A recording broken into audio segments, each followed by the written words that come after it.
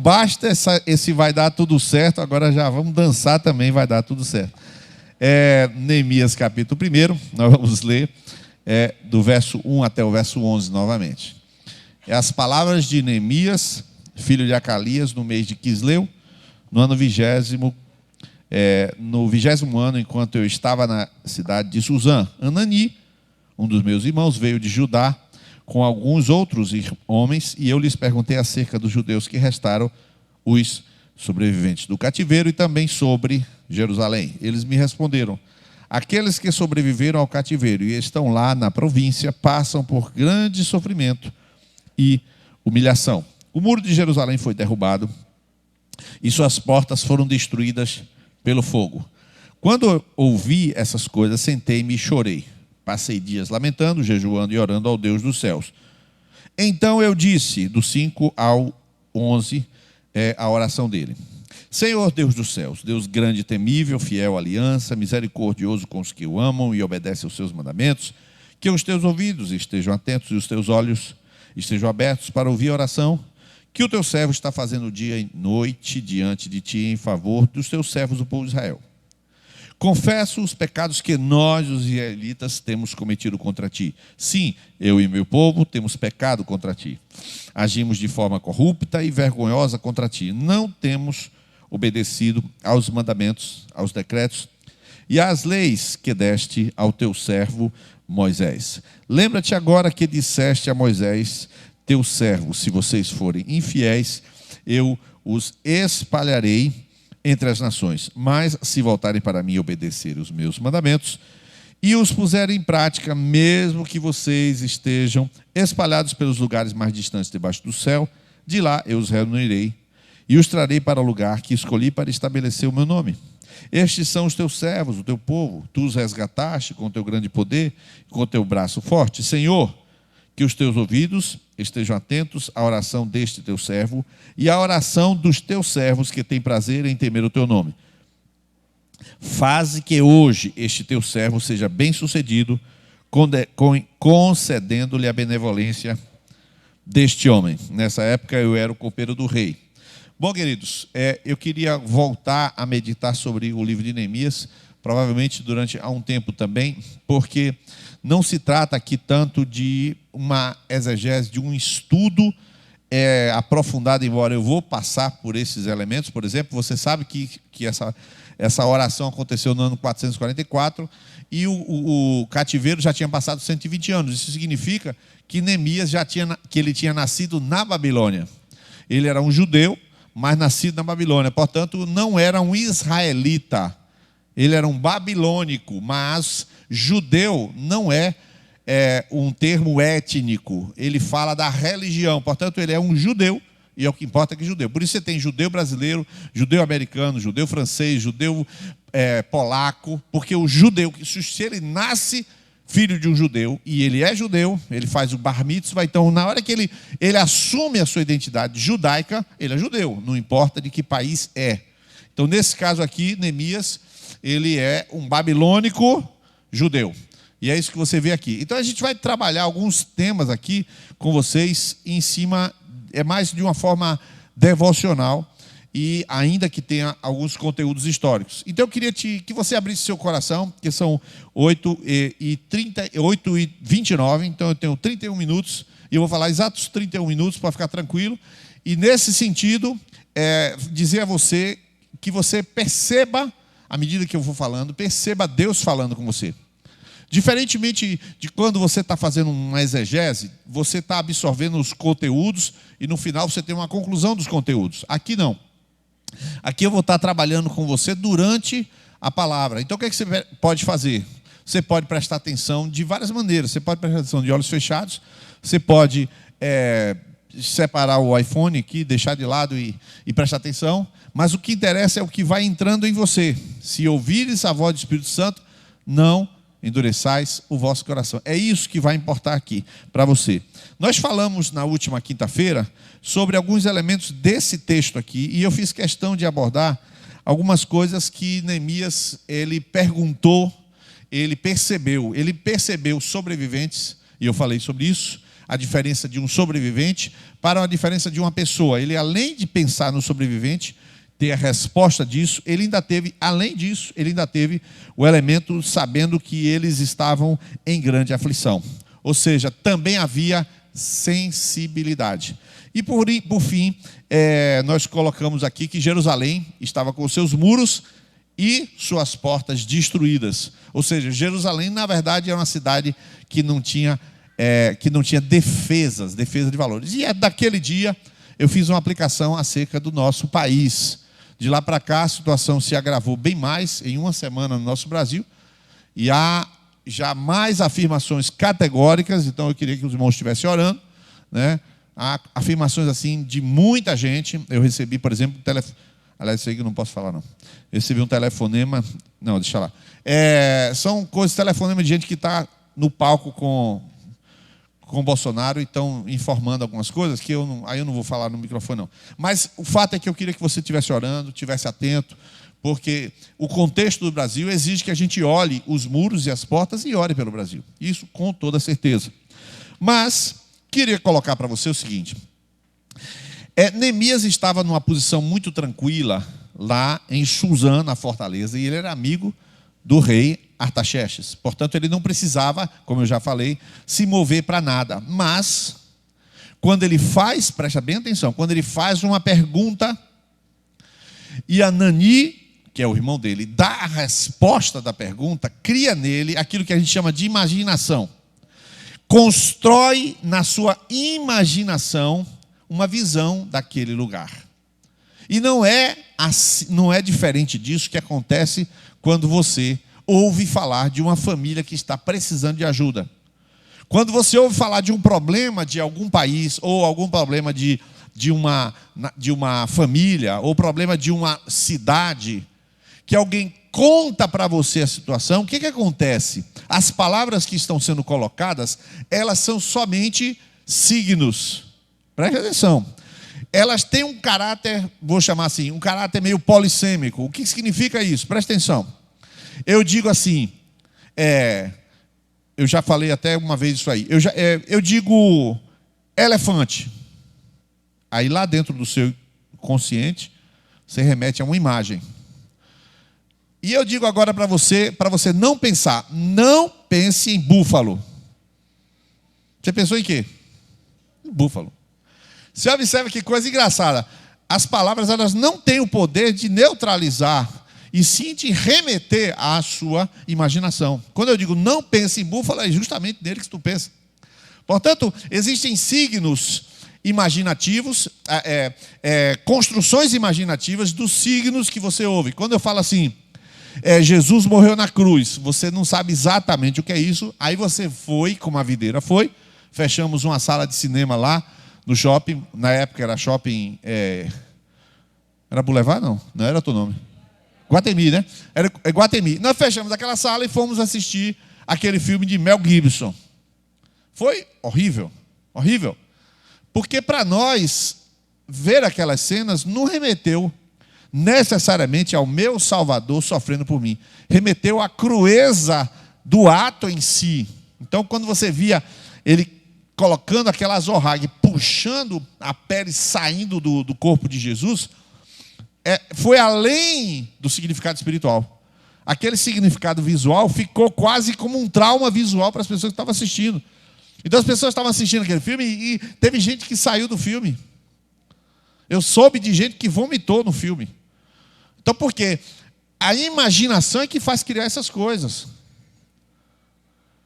Eu disse a vocês que na semana passada que soltaram a bomba lá no aeroporto de Cabul e instantaneamente veio as fotos dos pedaços de corpo. Tem gente que não tem a menor condição de assistir aquilo ali porque fica traumatizado durante um tempão. Tem gente que faz medicina e desmaia com sangue.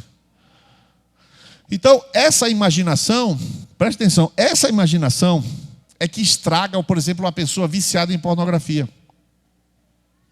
Olha só. Uma pessoa começa a assistir pornografia e ela então absorve os sons daquele filme e absorve as visualizações daquele filme.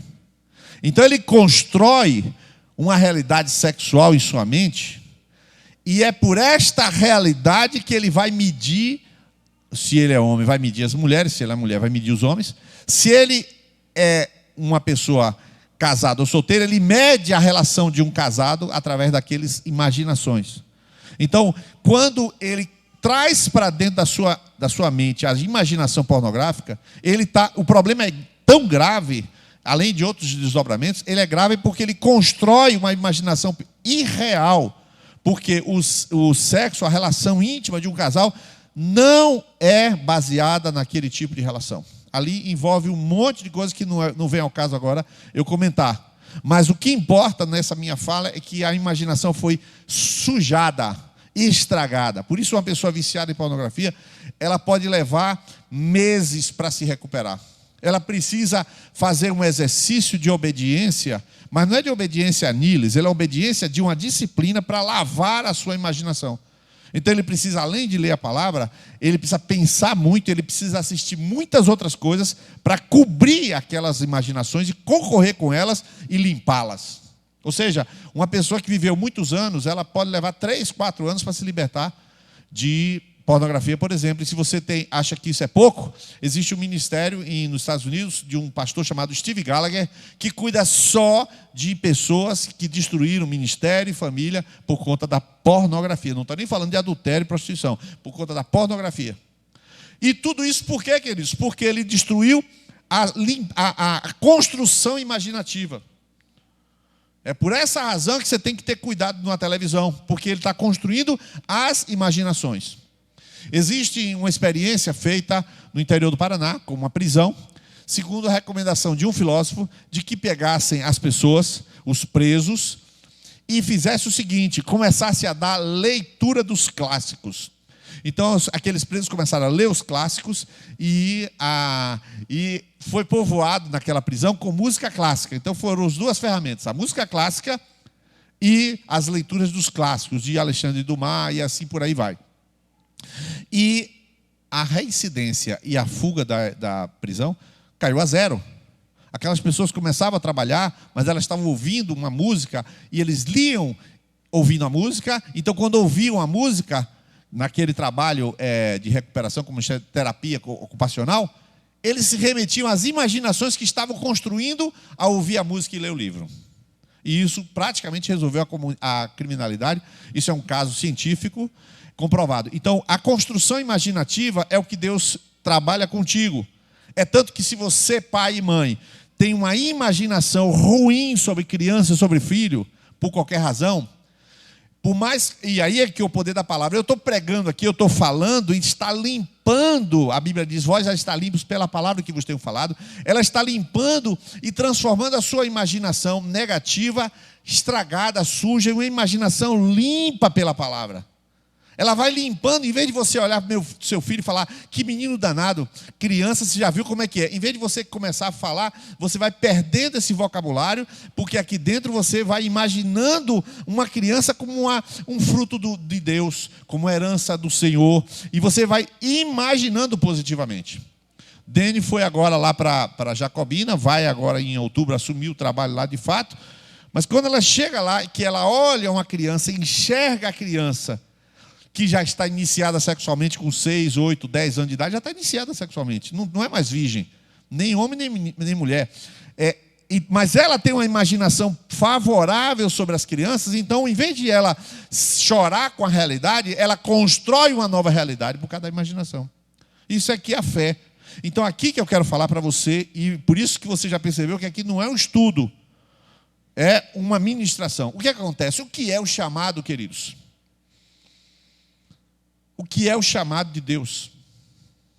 Você acha que eu recebi um chamado de Deus, por um anjo apareceu, e ele disse assim, eu te escolhi? Eu já era pastor quando minha mãe pegou o microfone da videira ali na casinha da Mariquitera e disse, eu consagrei você no meu ventre, porque eu não podia ter mais filho. Eu não sabia que era isso.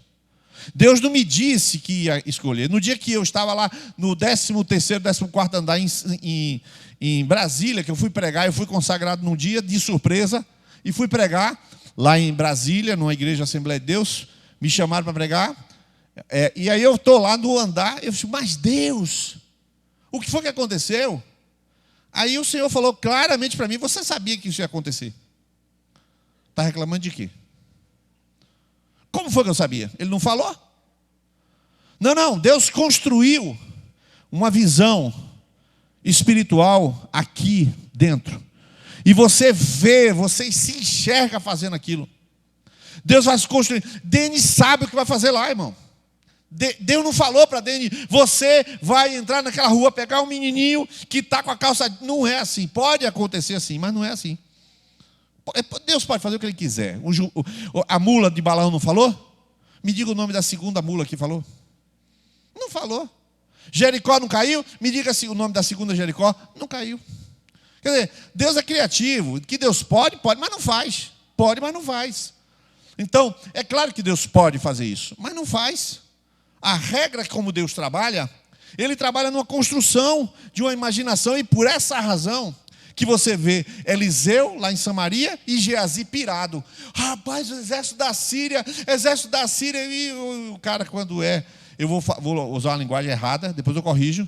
O cara quando é sensitivo... Você já ouviu essa frase, né?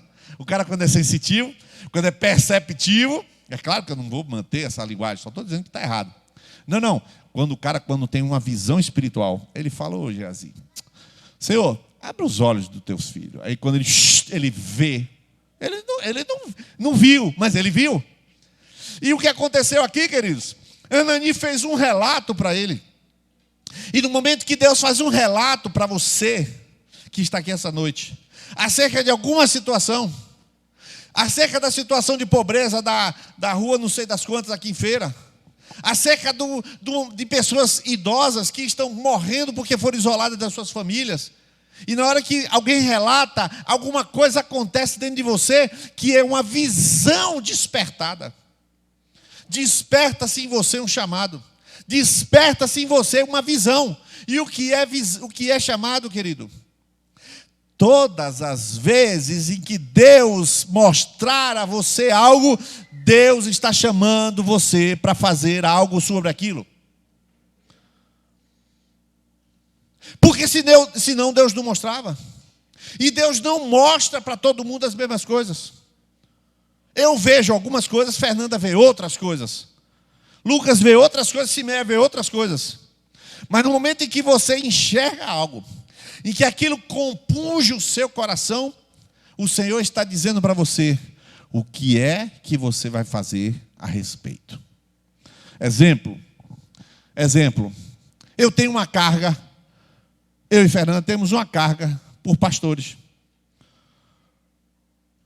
Eu vejo, irmãos, eu vou ser sincero aqui, eu não quero fazer isso. Eu tenho preguiça, não tenho vontade. Mas é maior do que a minha preguiça e a minha vontade. Quando eu e Fernanda vemos alguma situação de um pastor e a sua esposa numa dificuldade, nós não conseguimos não fazer algo. A gente se move necessário obrigatoriamente. O mínimo que a Fernanda faz é: e aí, minha querida, como vai?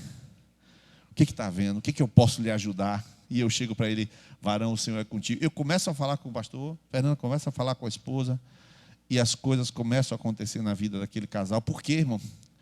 Quem foi que me deu capacidade? Não estou falando capacidade. Quem me mostrou a problemática deles? Quem mostrou a problemática me chama a me mover para resolver aquela problemática. Então eu vou ser bem direto com você. Deus está esperando esta noite que aquelas pessoas que dizem: eis-me aqui, para aquilo que Deus lhe mostrou. Deus não vai aparecer através de um anjo e lhe pedir, lhe implorar para você o servir. Nunca é assim, não é assim. Deus não vai chamar você e lhe implorar para você fazer alguma coisa porque Ele precisa. Queridos, Deus não precisa. Você é que precisa responder aquilo que Deus está lhe mostrando. Você é que precisa entender que se você está vendo, alguém lhe mostrou. Você não é bom o suficiente para ver. O mundo é multicolorido, multifacetado. E você só vai ver se alguém mostrar. Você não vai ver se Deus não lhe mostrar. Crianças, Queridos, crianças eu vejo. Eu não consigo não fazer algo por criança. Onde eu chego, eu procuro entender o ambiente que envolve criança. Não tem jeito. Não tem jeito. Eu vejo Satanás dizendo, elas são todas minhas. Eu vejo, eu não tenho culpa. Se eu vejo, outros não veem. Mas eu vejo Satanás me dizendo, elas são todas minhas. Eu falei, suas enquanto eu estiver aqui não são. Eu respondo na hora, enquanto eu estiver aqui não são. Se os outros não vão fazer, eu vou fazer. Não tem jeito. Se mover em direção a algo que Deus mostra. Ou você acha que um chamado de Deus é uma coisa sobrenatural que você se arrepia? Queridos, via de regra, quando a alma está muito ativa, o espírito está calado. Via de regra, quando você se excita profundamente na sua alma, via de regra, o seu espírito fica calado ou surdo. Via de regra é assim. Por esta razão, que quando vai chegando no final da mensagem, eu fecho o olho e não levanto a voz e prego só daquela palavra assim, quem quer vem, quem não quer não vem. Porque é claro que se eu usar a retórica e a emoção, um bocado de gente vem. Mas não aguenta virar à noite e já não é crente de novo. Porque pela emoção, a emoção não sustenta a fé. O que sustenta a fé é o chamado do Espírito para cada pessoa. Só que aqui, queridos, veja só. Vou dizer algumas coisas um pouco mais objetivas. Não é de graça que Deus está fazendo as coisas que está fazendo aqui no nosso meio. É impossível relatar as muitas coisas que Deus está fazendo. É impossível você identificar, nominar e quantificar o que Deus tem feito. Já é a 4ª vez que Ângela tem uma enfermidade. Vocês não sabem disso, mas nós estávamos a primeira vez lá no Galpão Grande e era oração às 6 da manhã. E alguns lembram, né? Nós fazíamos oração às 6 da manhã e o café da manhã era revezado entre as conexões, né? E aí cada conexão, uma quarta-feira, servia o café para todos os outros. E assim a gente treinou o serviço e ao mesmo tempo orava. Fez as duas coisas, treinamento e oração. E eu me lembro que uma vez, Ângela chegou lá, ela tinha uma lesão de esforço repetitivo, que hoje mudou o nome, eu não sei. Alguém sabe o nome que mudou? Hein? Letote, é? Lertote, perfeito. Mas era então continua. Lertote. Aí, e o dentista, como é que o dentista vai trabalhar? Com lesão de esforço repetitivo? É impossível. Aquela posição, etc e tal. Eu disse, eu não estou conseguindo trabalhar. Simplesmente não estou conseguindo trabalhar. O que eu faço? Vamos orar. Alguns devem lembrar disso. Foi à frente, nós oramos, foi curada. Foi curada. Mas esse é um dos muitos exemplos. Tem N exemplos que poderiam ser de ações de Deus. 4 vezes, né? 4 vezes. Você está na hora extra já, viu? Já está. Aí Cláudio falou assim, falta só 3, né? Falta só 3, porque o gato tem 7 vidas, ele falou assim, né? Mas isso é o de menos, queridos. Eu nem me espanto com isso, que o milagre, eu me espanto com histórias transformadas. Meu Deus do céu. Quando as histórias transformadas, quando a paz entra no lar, quando o marido passa a tratar bem sua esposa, eles formam uma unidade forte. Meu Deus do céu. Porque eu que sei o trabalho que dá para construir isso. Não são 10 horas de conversa, não são 20 horas de conversa, é coisa de dezenas para cima para você conseguir ajustar um casal. Meu Deus do céu. O sujeito, ele exerce autoridade e a esposa o admira. Meu Deus do céu. Meu Deus do céu. 300 horas de aconselhamento, 400 horas, quanto é? Mas quando você vê essas coisas acontecendo aqui, e você vê aqui que, várias pessoas me fazem esse comentário, chegam aqui dentro, várias, visitando e dizendo, rapaz, aqui é cheio de família. Olha lá, Jacques está sentado junto de Gislane, aqui está Fernando sentado junto de Ângela, aqui está Murilo sentado junto de... É todo mundo, as famílias, está tudo família. E um monte de homem, porque você chega nessa igreja de modo geral, o que é? 90% mulher, os 10% dos homens, tudo em pé, assim, olhando. De braço cruzado assim, resistindo à palavra. Isso é verdade, porque braço cruzado é resistência, né? Aí o cara está lá travado. E as mulheres tudo, glória, não baixar. Aí o cara lá, chega em casa eu boto você no jeito. Desse jeito. As igrejas assim, aqui o quê? Um monte de lares equilibrados. Mas preste atenção. Deus não faz nada de graça. Deus é um Deus de propósitos. Deus constrói sua história e depois lhe explica a sua história e depois lhe mostra uma necessidade que a sua história é capaz de atender. Deus, vou repetir, Deus, Ele constrói algo na sua história, depois lhe explica para você entender sua história e depois lhe mostra uma necessidade para você atender com a sua história. É assim que funciona. Deus tem mostrado coisas aqui e Deus vai mostrar mais coisas. Por isso que eu quero que você vá em Jacobina. Todos vão ser enviados para Jacobina? Claro que não. É claro que não. Se depender da missão, sim, mas não vai. Aí Vandilton, não, eu vou. Mas não pode se auto-chamar. Nunca existe isso, né? Todo mundo pode dizer para mim, vai. Eu vou dizer sempre não. Sempre não. E aí depois, vai.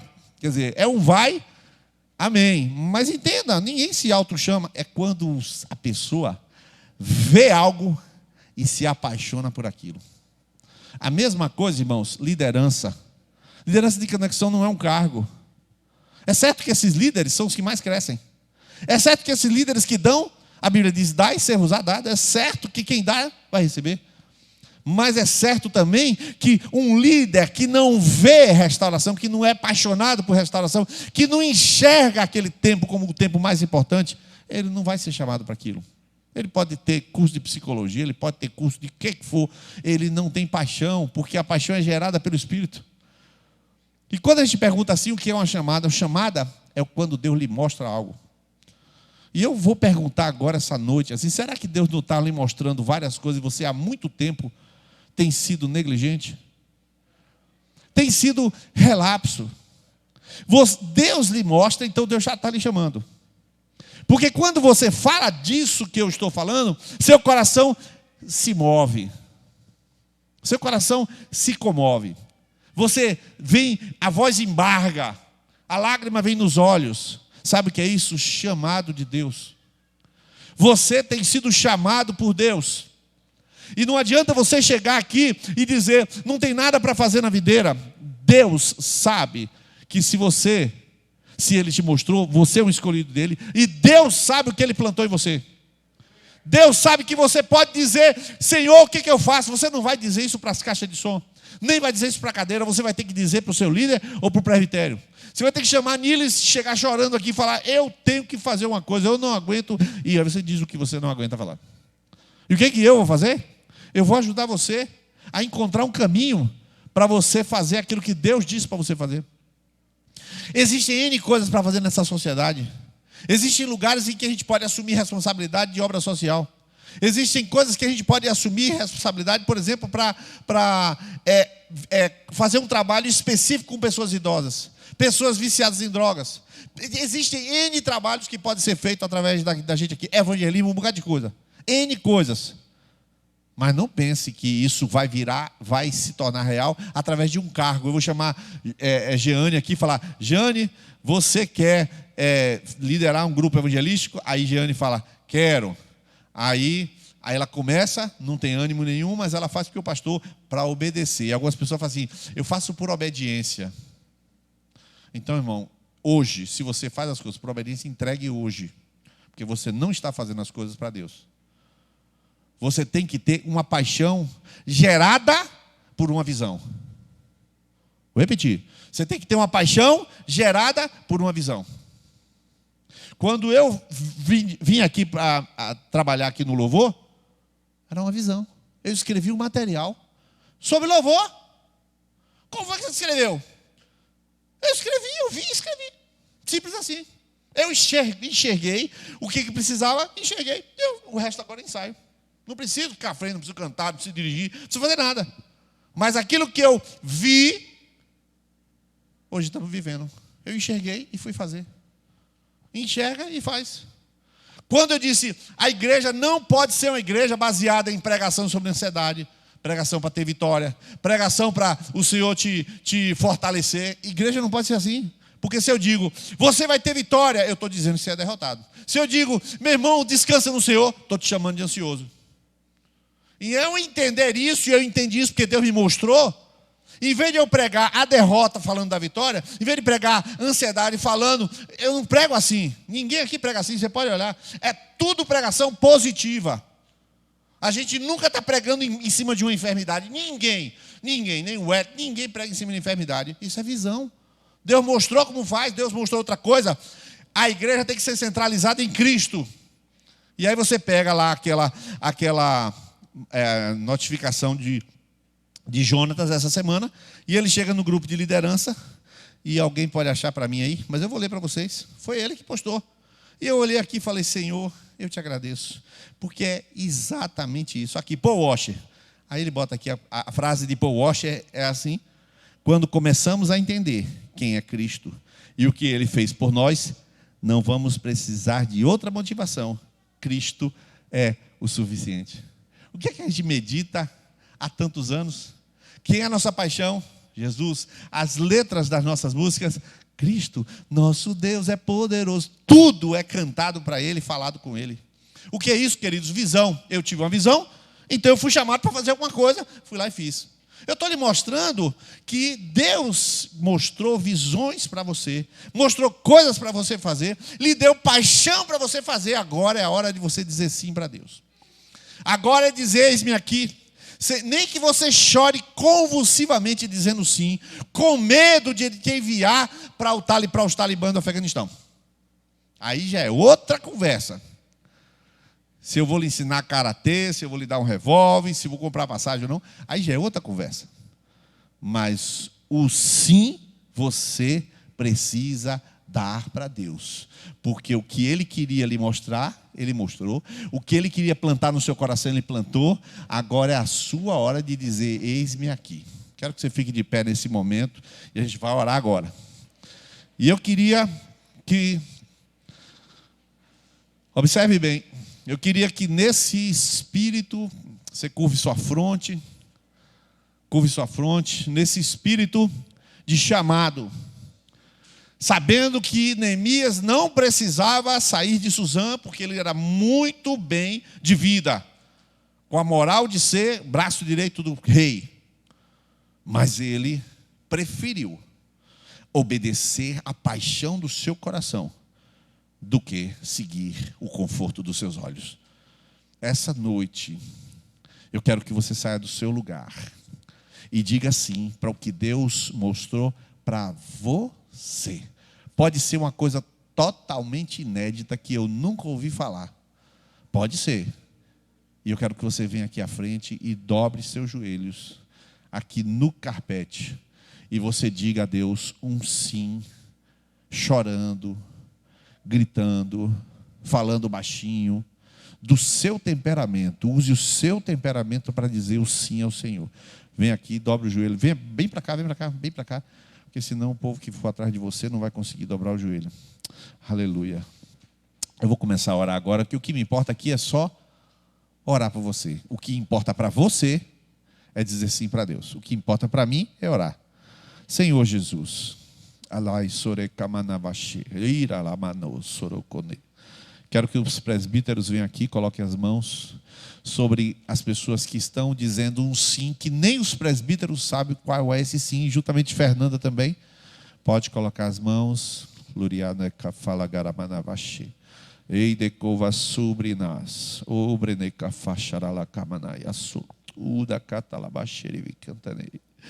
Devaralas tokiminiata labarabasheri kamanai.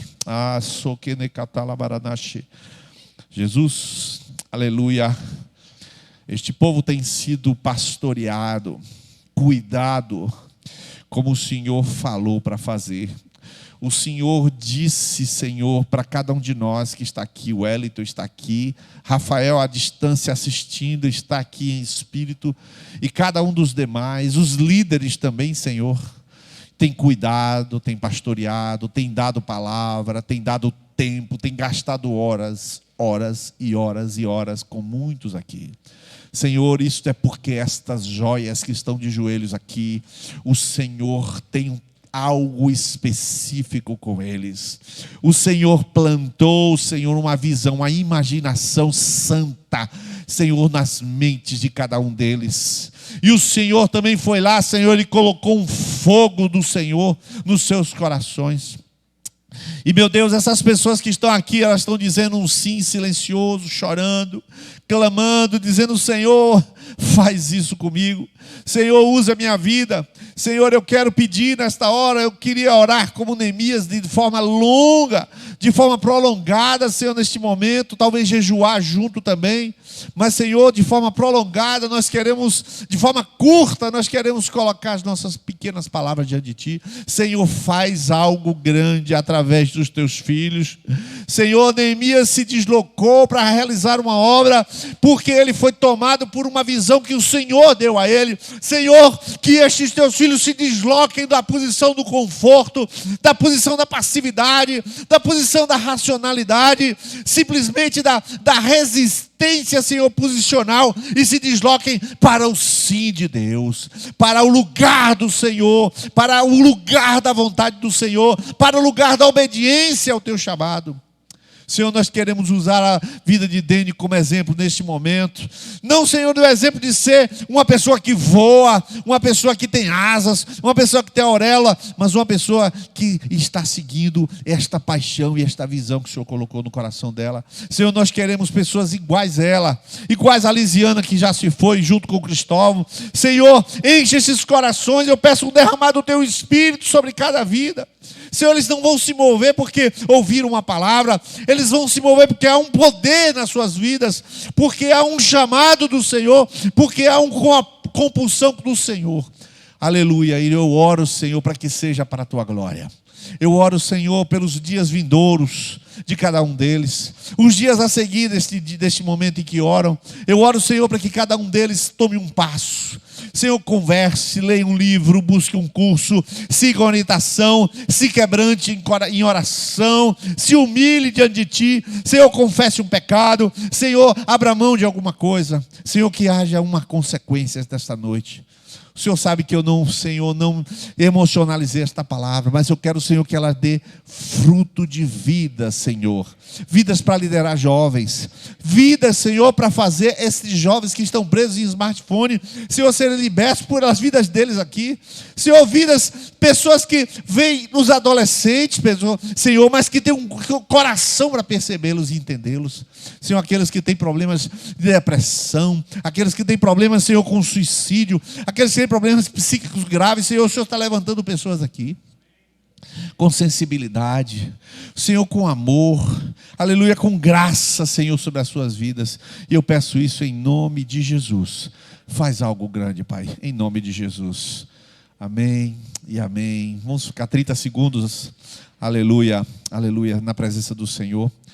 Aleluia, pode ficar de joelhos aqui 30 segundos. Adore ao Senhor. Se você fala em línguas, fale. Aleluia.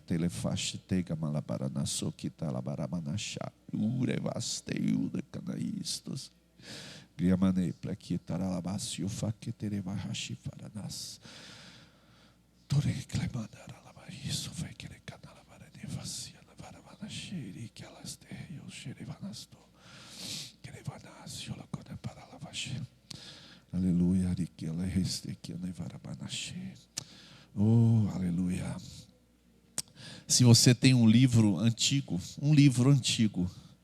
que quando você lê, você remete a alguma coisa que Deus já falou com você, você vai pegar este livro antigo, riscado, aleluia, e você vai pegar esse livro e você vai ler de novo, porque lá atrás Deus falou com você, você lembra, e você riscou ali, e o Senhor vai até lá com você, lhe visitar. E o Senhor te pergunta por que você entrou nesse atalho. O seu coração pegou um atalho. E eu já estou te esperando.